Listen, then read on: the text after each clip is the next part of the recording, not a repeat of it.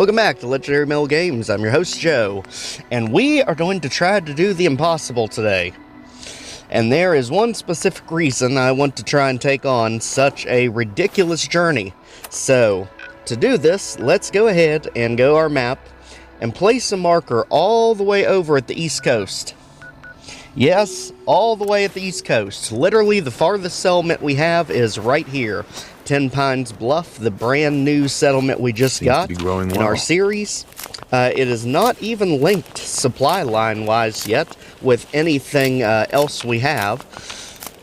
But there's a reason, and that is... Just wanted to trade a few things. The coastal areas is a great place for growth, but it is insanely hard to get there.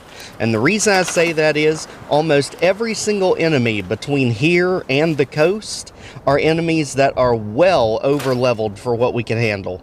So we have to do a very good job at avoiding all conflicts from here forward, because there are going to be Yao Guais, there are going to be high-level gunners, there are going to be Deathclaws that stand in our way.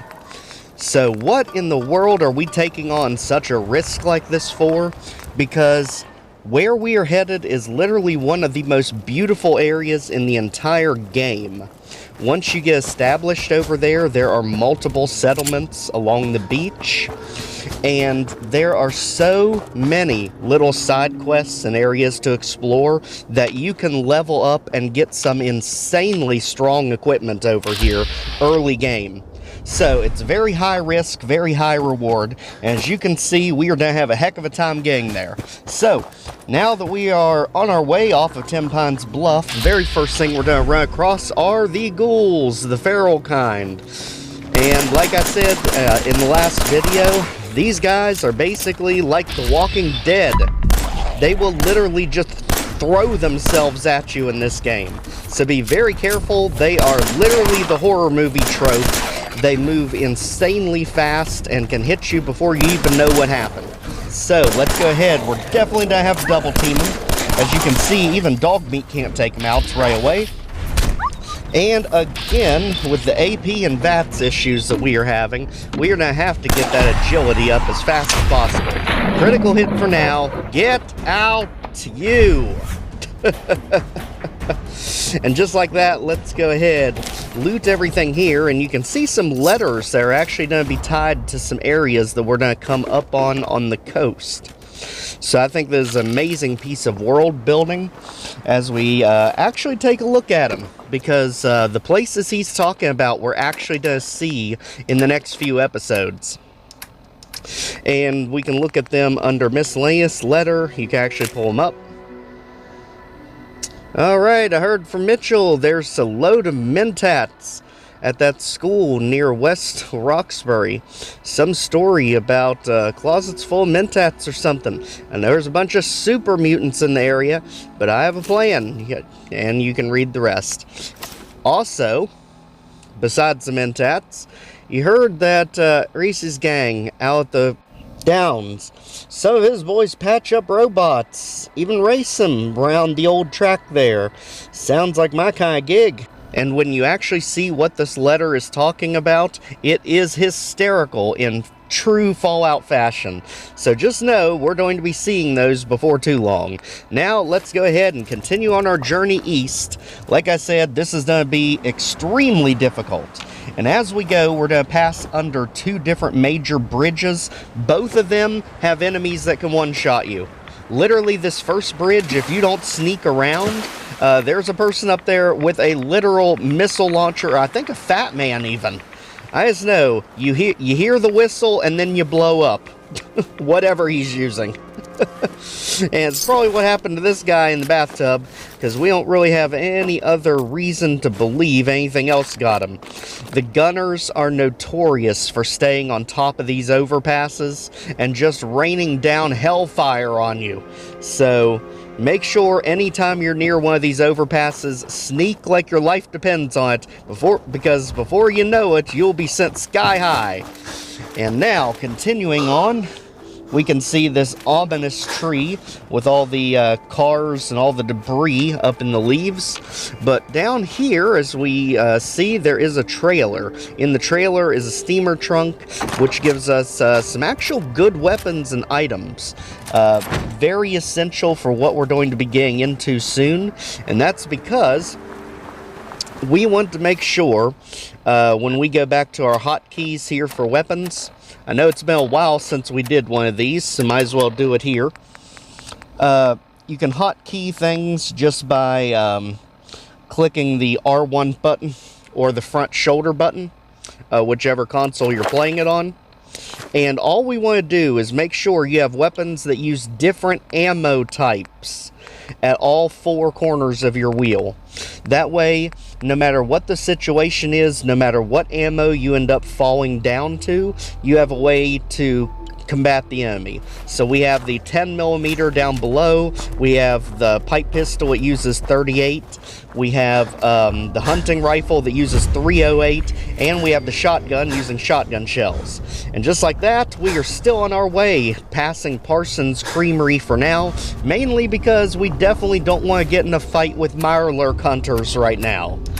So, like I said, once you start your journey over here, you're quickly going to realize you want to be closer to at least level 20s before attempting this. This is nowhere near the hardest section of the game. This is still on the easier side, but even now, dealing with Yao Guai, dealing with Deathclaws, dealing with enemies with missile launchers and Fat Mans, we're not in really any position to fight anything. So, let's just keep going. We're going to use the XL mainly because it increases our agility so we can run faster, and our endurance so we can run longer. Because again, this is the second bridge we are passing under, and there is an entire legion of gunners right above us. And they've got sniper rifles, missile launchers, grenades, you name it. Just run like your life depends on it, because the second you stop, they're going to be right on top of you. So, keep going, and just like that, once you pass that second bridge, you're almost at the coast. As you can see there's a Deathclaw. Again, if it shows a red skull, you're going to be in deep trouble trying to take them out. So definitely avoid anything if you see the skull. And just like this, we have finally made it over to the coast. Like I said, don't worry about any of the enemies just yet. We want to run to this top right corner, because we're actually going to find a hidden area that is only available with the Far Harbor DLC. So, this will not be there if you don't have the Far Harbor DLC. Again, this is part of the 100% guide where we are tackling everything, including the DLCs. So this is a little bit of a teaser. We're not actually going to go to Maine yet. But let's go ahead and get ourselves over there, as the literal psychopaths are throwing themselves at us. So let's just get rid of this nonsense. I mean, they couldn't even let us enjoy the beach for 2 seconds. My gosh. Bethesda, can you not have things literally throwing themselves at us like missiles? I mean, it's a bit distracting from just how gorgeous this area is. So again, once you get those ghouls off your back, this area has no monsters, so you can actually enjoy it. And like I said, if you go ahead with the quest that is up here, it will give you access to the island of Far Harbor, which is based on the real Bar Harbor, Maine. So we are not going to go that far into it. We're mainly here for items, but most importantly, a series of holotapes. And just look at this beautiful scenery around here. This is one of the few peaceful areas in the game. No monsters to worry about, just good loot, beautiful scenery, and a base. And ultimately, that is what we are here for. There is a settlement we can get over here.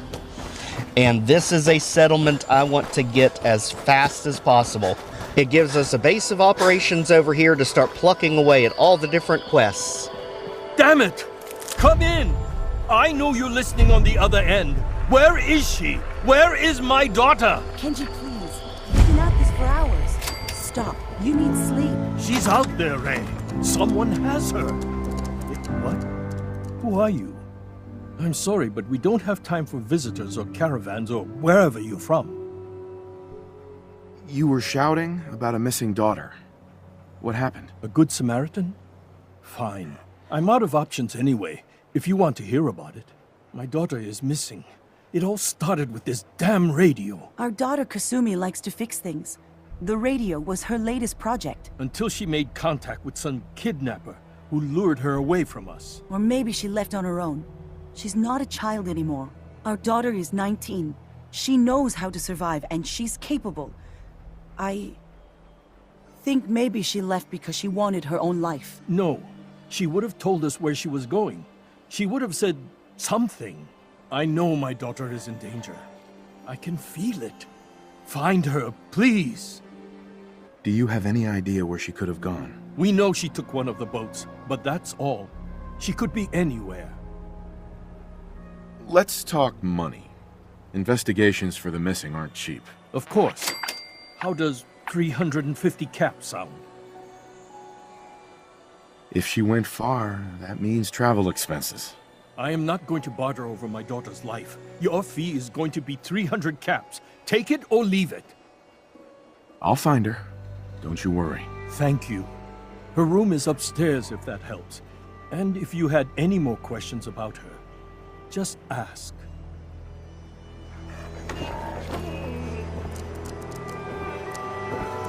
Mrs. Nakano. I suppose you have questions about my daughter. You and your husband don't seem to agree about why your daughter left. We both want to find her. The world out there isn't a place where you want to be alone. But Kenji still sees her swaddled in diapers. He doesn't see a young woman with her own decisions to make. Maybe because it's more frightening. She wasn't tricked into leaving without telling us. That was her choice. She didn't want us to follow. Why? I'd like to know more about Kasumi. Might shine a light on where she's gone. My daughter is strong, focused, careful. That's how I know she's still alive. But why would she leave without telling us? Maybe we... No, never mind. I don't want to waste your time.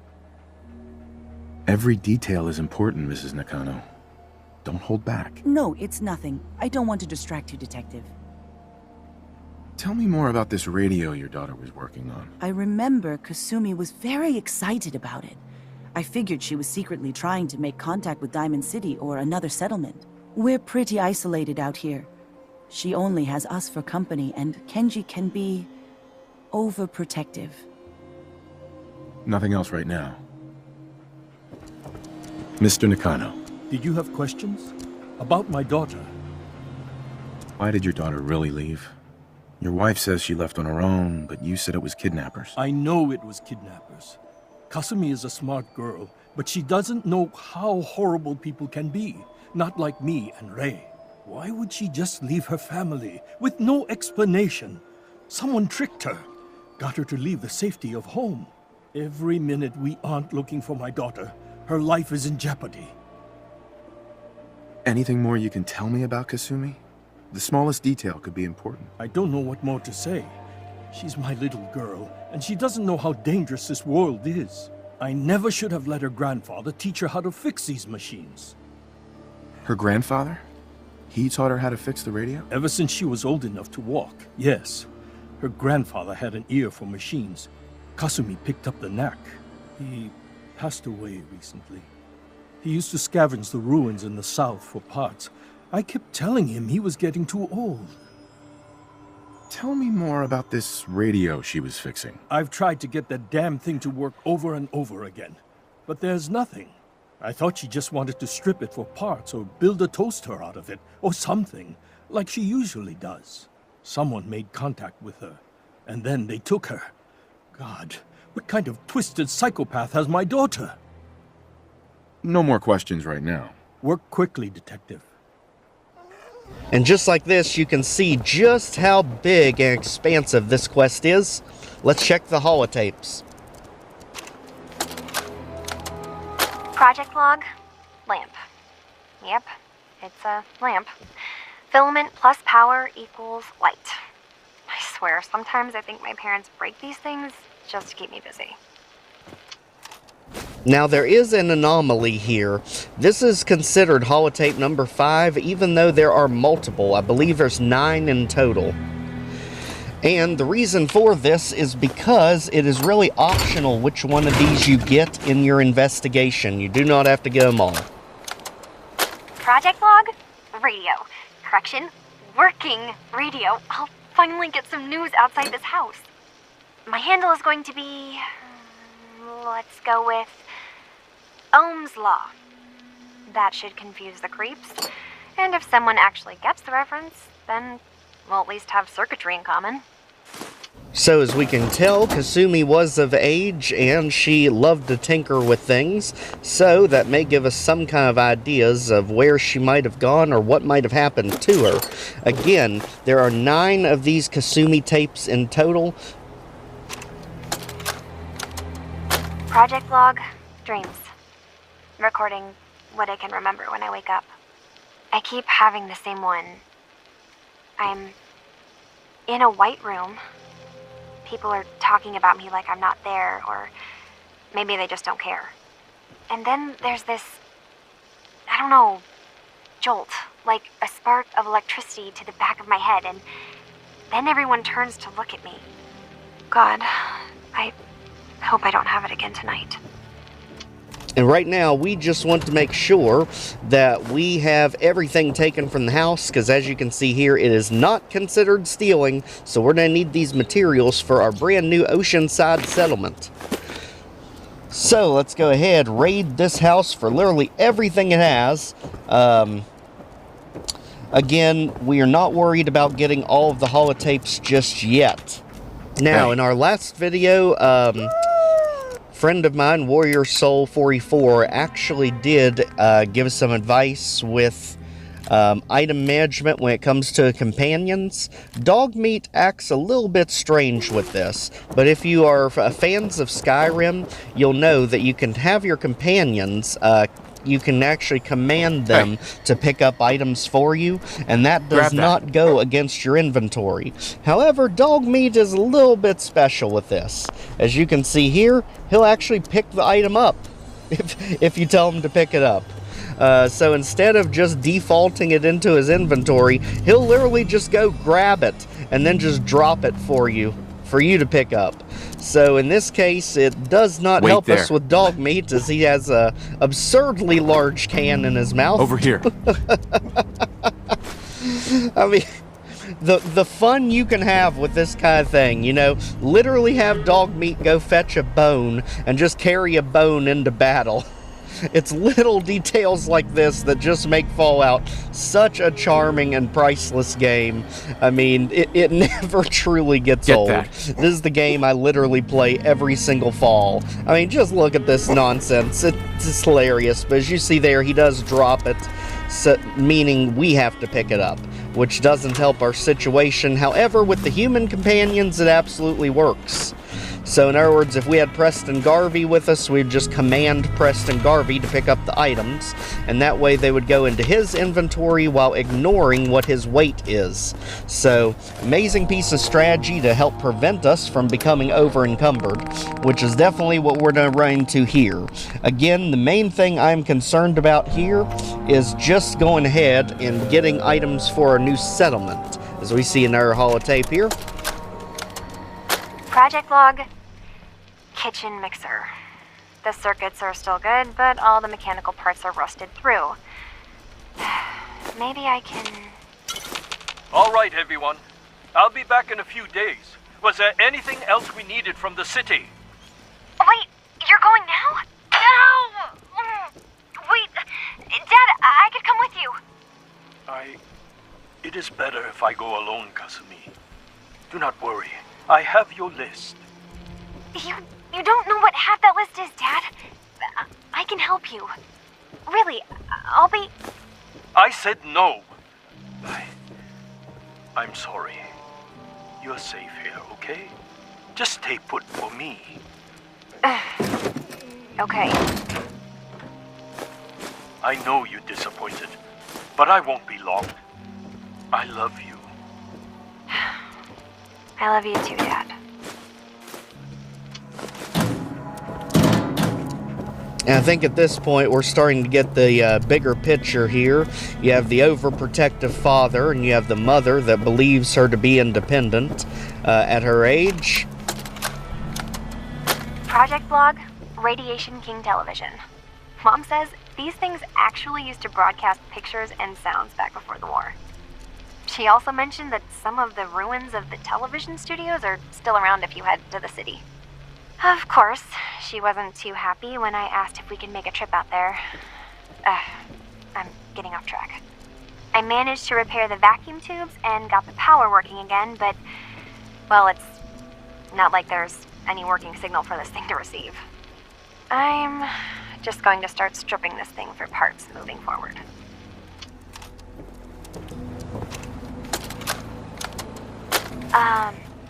Hello?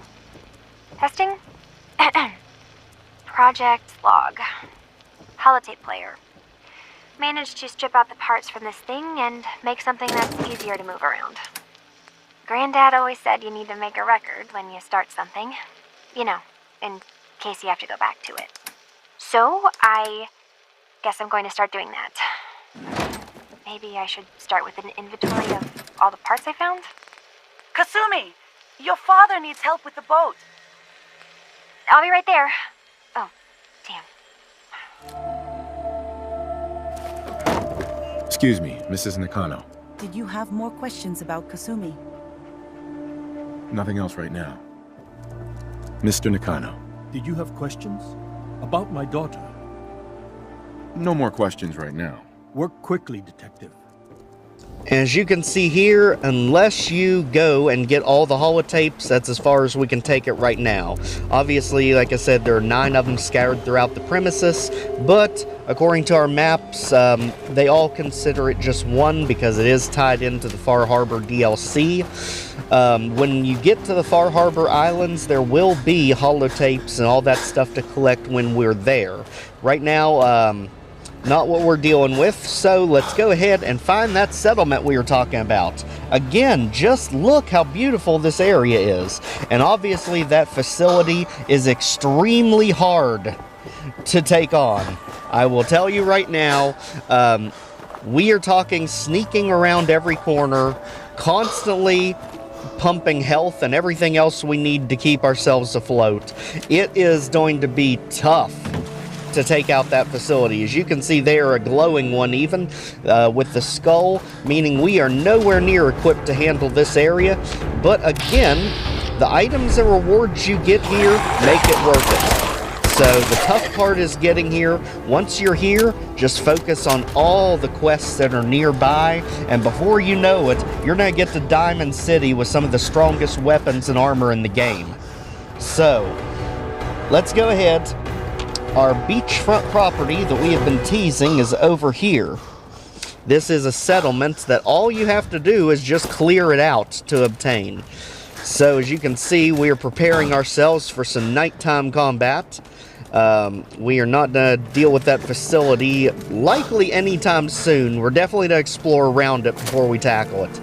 Because like I said, that facility is big, it is expansive, and you can get so many good items for your settlement in there. It has just tons of resources to pull from. So for now, let's go ahead over here. Once you see that crane, just head up, and you can see our cottage up here. It is literally destroyed beyond repair, but that's not what's important. So as you can see, we've got a soft shell Mirelurk, so their defense is nowhere near what it would be normally. And let's use the Psycho Jet. I do not care about getting addicted right now, because we can either use a dick doll or we can go see a doctor to get rid of that. The main thing is we just need to take this place. And as you can see, dealing with an actual Mirelurk at this low of a level is pretty much a death sentence. So we have to literally use every tool to our advantage to get by this thing. You know, the sad thing is, once we get really good equipment, the Mirelurks are literally just a joke. But this early, with this little and bad of equipment, you're going to struggle tremendously. So use every advantage we can. Take him out. And now there is just the raider standing between us and our new home. So let's go ahead over here and flush him out. As you can see, the house is completely destroyed, giving you total freedom to build here. So let's go ahead, Raider Psycho out, and now this place is ours. My gosh, let's get in there as fast as possible, as fast as these slow legs will allow us. Dog meat, come back to us. I mean, I think he literally just took one hit from the Mirelurk and went down. That's how ridiculous they are. And all we have to do is just activate the workbench, just like that. And now the settlement is ours. Throw the junk away and let's skip it forward to daytime. And now, as we finally put ourselves a turret up for defense, since there are a lot of enemies that cross the roadway down there, we can see, now that we put doors on our barn so we can sleep in there, just how beautiful this area is. There are going to be so many fun adventures going forward from here, as we are in an area that a lot of people usually never see until very late in the game. So if you've not already, please check out the Fallout 4 playlist. Like, share, comment, subscribe so more people can see our videos. We'll see you next time. Take care, everyone.